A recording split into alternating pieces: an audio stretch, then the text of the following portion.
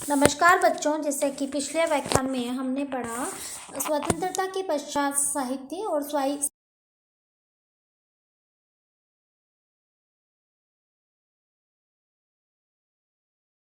साहित्य की रचना बंगाल भाषा में सबसे अधिक हुई।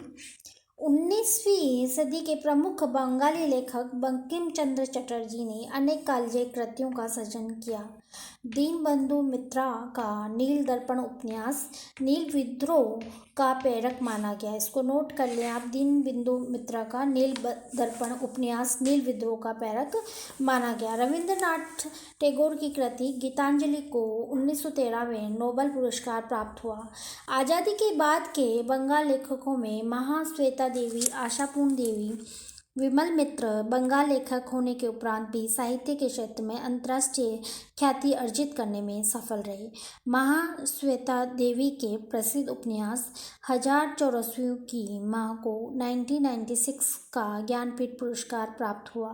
विमल मित्र के उपन्यास साहब बीवी और गुलाम व खरीदी कौड़ियों के मूल बहुत लोकप्रिय हुए। शरत चंद्र को उपन्यास सम्राट माना जाता है। तो आपने देखा कि जो बंगाल में जो साहित्य की रचना हुई वो बहुत ही महत्वपूर्ण साहित्य लिखा गया और प्रसिद्ध भी, खूब ख्याति भी उसे प्राप्त हुई। इसी कड़ी में तेलुगु साहित्य है। तेलुगु भाषा में भी राष्ट्रवादी साहित्य रचना गया। 19वीं सदी के उत्तरार्ध में 20वीं सदी के आरंभ में तेलुगु साहित्य में सामाजिक कुरीतियों के विरुद्ध आवाज़ उठाई गई। आज़ादी के बाद तेलुगु कविता में प्रगतिवादी अभिवृत्ति का विकास हुआ। उपन्यास, कहानी व नाटकों की रचना उल्लेखनीय रही। तेलुगु के प्रसिद्ध साहित्यकारों में श्रीनिवास राव, श्री नारायण रेड्डी, गुड्डिप्पति वेंकटचलम सम्मिलित हैं। आधुनिक युग के महत्वपूर्ण रचनाकार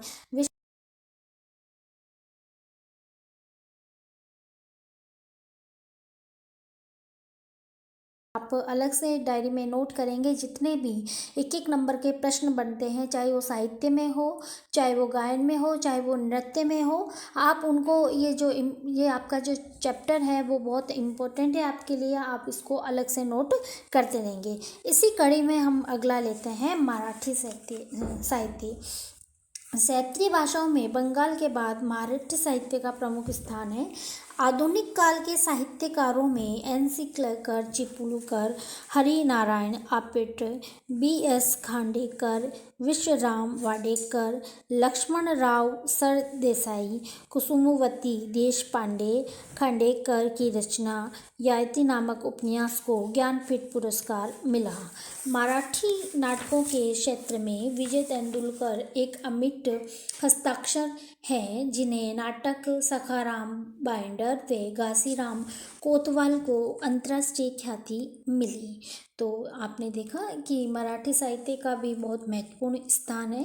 तमिल के राष्ट्रवादी कवि सुब्रमण्यम भारती ने तमिल साहित्य को नई गति प्रदान की। कन्नड़ साहित्य में बी.एम.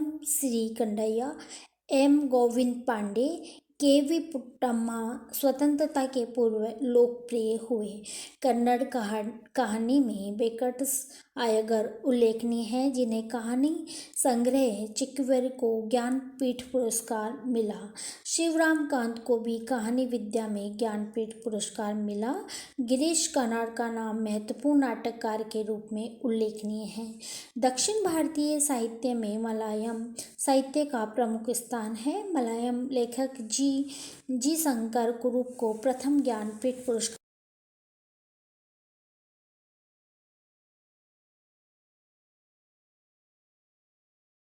को भी ज्ञानपीठ पुरस्कार मिल चुका है। आधुनिक लेखकों में श्रीधर मन्नन, एन.वी. कृष्ण करियार, जी शंकर पिल्लई उल्लेखनीय हैं। उत्तरी भारत की भाषाओं में कश्मीरी, डोगरी, पंजाबी इत्यादि का साहित्य हिंदी लेखन की विधाओं से जुड़ा हुआ है। राजस्थानी, मैथिली, भोजपुरी भाषाएं व नेपाली साहित्य भी इसी श्रेणी में आता है। असम व उड़िया साहित्यकारों की पहचान राष्ट्रीय व अंतर्राष्ट्रीय स्तरों पर कायम हुई है। साहित्य की दृष्टि से गुजराती और कोंकणी भाषा समृद्ध कही जा सकती है।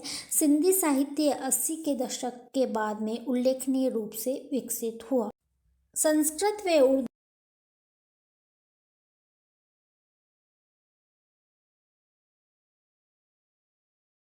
सबसे प्राचीन और पवित्र भाषा है, जिसे देव भाषा के नाम से भी जाना जाता है। ये सत्य है कि आपने पढ़ा होगा प्राचीन भारत के इतिहास में बीए प्रथम वर्ष में, जब प्राचीन भारत के इतिहास में वेदों के बारे में और गुप्त काल और मौर्य काल के बारे में, तो उस समय के जितने भी जो साहित्यकार हुए, जो दरबारी थे, उनकी जो साहित्यिक जो भाषा थी वो क्या थी? संस्कृत थी।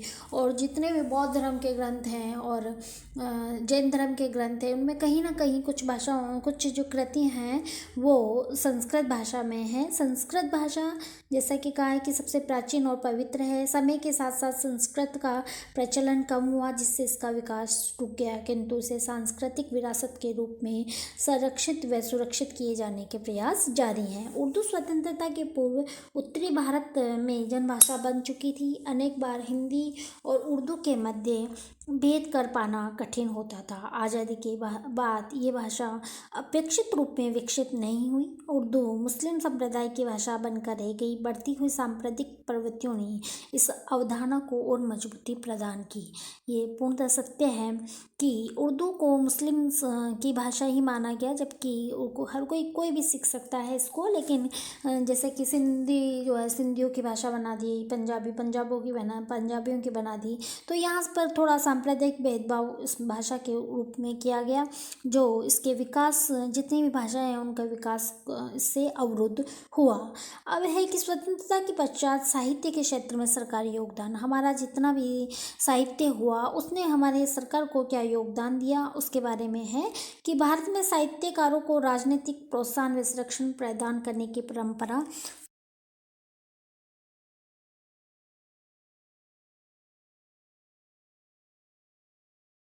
स्वतंत्रता के पश्चात परंपरागत राज दरबार तो नहीं रहे, किंतु सत्ताधीशों के संरक्षण में लेखक और साहित्यकारों की संरक्षण जारी रही है।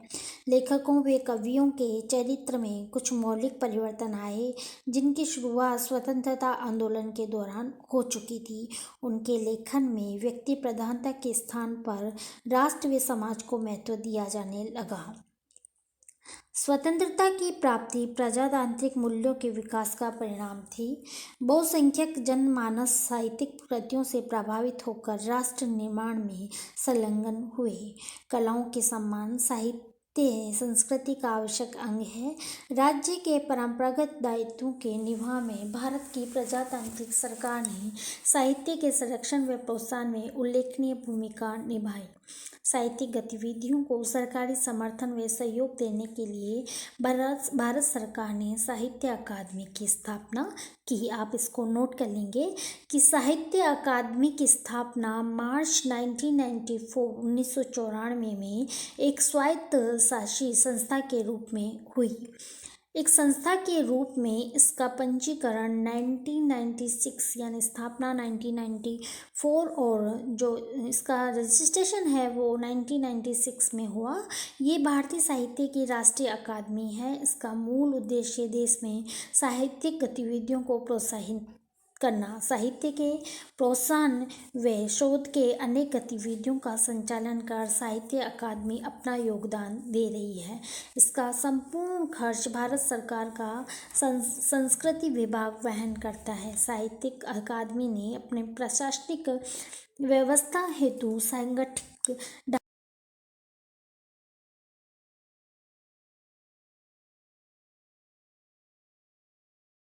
पालन व आयोजन हेतु ये कार्यशील है। इसी प्रकार अपनी साहित्यिक गतिविधियों के संचालन व आयोजन हेतु लिखित विधान व नियमावली अकादमी ने 22 भाषाओं अथवा 22 भाषाओं के साहित्य को मान्यता प्रदान की है। इन मान्यता अनुसार भाषाओं के साहित्य को बढ़ावा देने के लिए साहित्य अकादमी द्वारा वित्तीय व अन्य सुविधाएं उपलब्ध करवाई जाती हैं। प्रत्येक भाषा साहित्य के लिए एक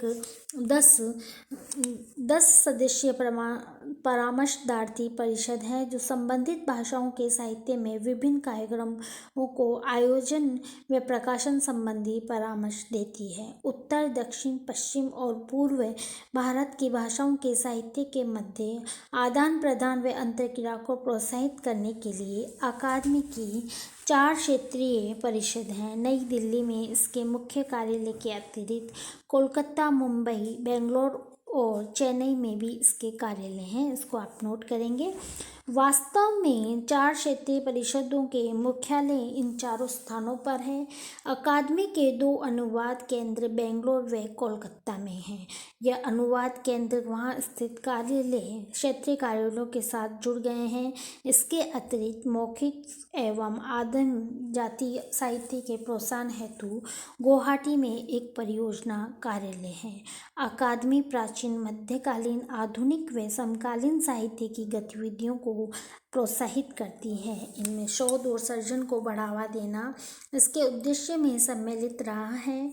भारतीय भाषाओं के साथ साथ भारतीय अंग्रेजी साहित्य को भी आश्रय दिया गया है। अपने उद्देश्य व कर्तव्यों के पालन में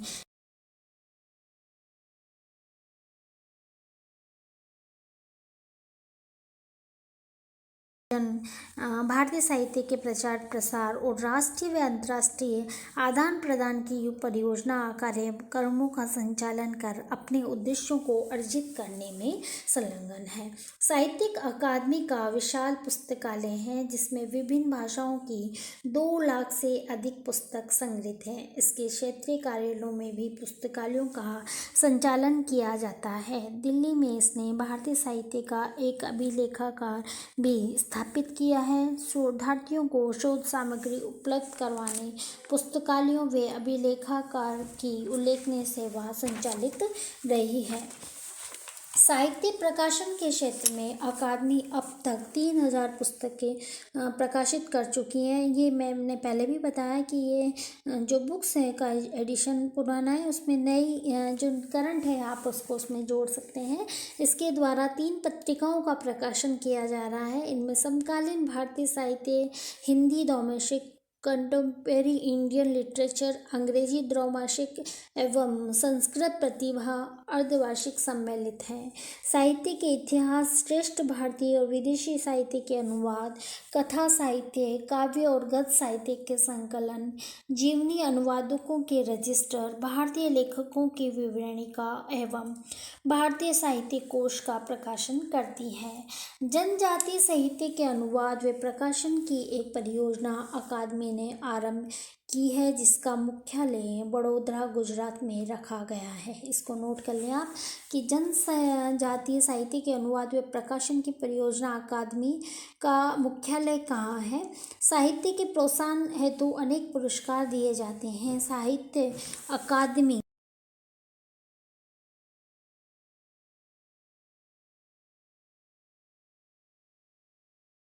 पुरस्कार रखे गए हैं। इसके अतिरिक्त साहित्य में योगदान के लिए फेलोशिप विदेश विद्वानों को मान्यता, फेलोशिप व दक्षिण एशियाई विद्वानों को आनंद कुमारी स्वामी फेलोशिप देती है। साहित्य व कला के क्षेत्र में शोध परियोजना कनिष्ठ अध्यावर्ती व वरिष्ठ अध्यावर्ती भी प्रदान करती है।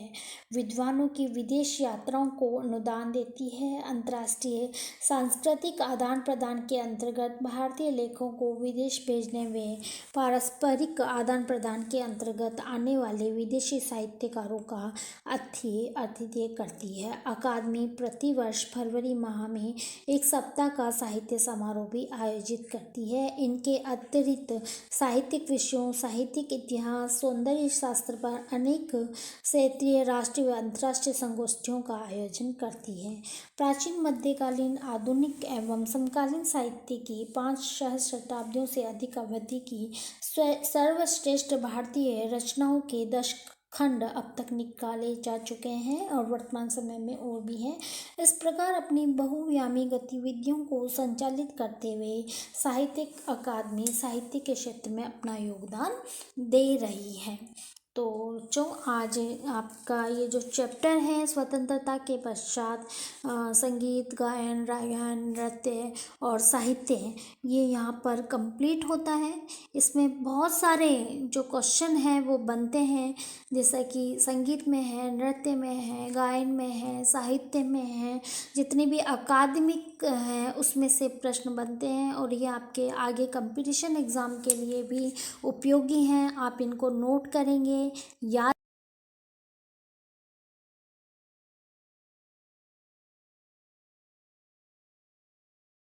महत्वपूर्ण है।